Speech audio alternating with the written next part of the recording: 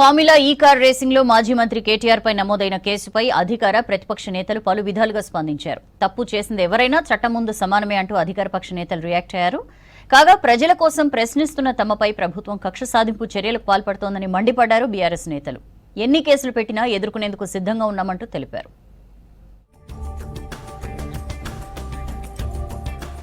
Formula ఈ car racing తనపై నమోదైన కేసుపై స్పందించారు కేటీఆర్.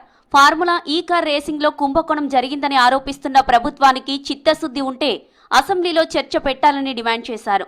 అసెంబ్లీలో చర్చ పెడితే అన్ని వాస్తవాలను చెప్పేందుకు రెడీగా ఉన్నట్లు స్పష్టం చేశారు కేటీఆర్. నిజంగా ఈ ప్రభుత్వానికి చిత్తశుద్ధి ఉంటే, ఈ ప్రభుత్వానికి ఏమైనా ప్రజలకు వాస్తవాలు తెలవాలన్న విషయంలో వారికి ఏమైనా నిజంగానే ధైర్యం ఉంటే దయచేసి ఈ రేసులో ఏదో కుంభకోణం జరిగిందన్నారు కదా, దాని మీద చర్చ పెట్టండి, మొత్తం సమాధానం చెప్పడానికి నేను సిద్ధంగా ఉన్నానని చెప్పి మీ ద్వారా తెలియజేస్తా ఉన్నా. ఫార్ములా ఈ కార్ రేసింగ్ అంశంలో కేటీఆర్ పై కేసు నమోదు చేయడంపై అసెంబ్లీలో ప్రస్తావించారు మాజీ మంత్రి ఎమ్మెల్యే హరీష్ రావు. ప్రశ్నిస్తే అక్రమ కేసులు పెడుతున్నారని ఫైర్ అయ్యారు. రాష్ట్ర బ్రాండ్ ఇమేజ్ పెంచేలా పనిచేసిన కేటీఆర్ పై కేసులు పెడతారా అంటూ ప్రశ్నించారు హరీష్ రావు. మేమేదైనా ప్రశ్నిస్తే మమ్మల్ని దబాయించుడు, ఎంక్వైరీల పేరు మీద అక్రమ కేసులు పెట్టుడు, ఇదే కదా మీరు చేసేది. ఇవాళ మా కేటీఆర్ గారి మీద అన్యాయంగా రాష్ట్రం కోసం ఆయన పనిచేస్తే, రాష్ట్ర ఇమేజ్ ను పెంచే ప్రయత్నం చేస్తే కేటీఆర్ గారి మీద కేసు పెడుతున్నారు. ఫార్ములా ఈ రేస్ కేసు విషయంలో కేటీఆర్ అడ్డగోలుగా మాట్లాడుతున్నారని ఫైర్ అయ్యారు ప్రభుత్వ విప్ ఆది శ్రీనివాస్. జైలుకు వెళ్తాననే విషయం కేటీఆర్ కు స్పష్టంగా తెలుసునన్నారు. బీఆర్ఎస్ నేతలు చేసిన ఒక్కో అవినీతి ఆధారాలతో సహా బయటకు వస్తుందన్నారు ఆది శ్రీనివాస్. ఏం చేసుకుంటారో చేసుకోపోమ్మని, ఏం పీకలేరని, వెంట్రిక కూడా పీకలేడని చెప్పనేటువంటి కాడి నుంచి చర్చకు సిద్ధమని ఇక్కడికి వచ్చేది.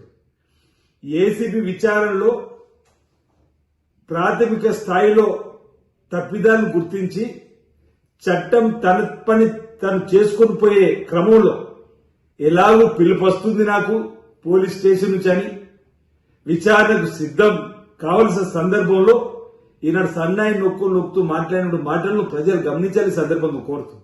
మాజీ మంత్రి కేటీఆర్ పై ఎఫ్ఐఆర్ నమోదులో చట్టం తన పని తాను చేసుకుపోతుందన్నారు కాంగ్రెస్ లీడర్ అద్దంకి దయాకర్. ఫార్ములా ఈ రేస్ నిర్వహించే విషయంలో కేటీఆర్ సొంత నిర్ణయాలు తీసుకున్నారన్నారు. కేబినెట్ ను సంప్రదించకుండా ప్రభుత్వ సొమ్మును దుర్వినియోగం చేశారని మండిపడ్డారు.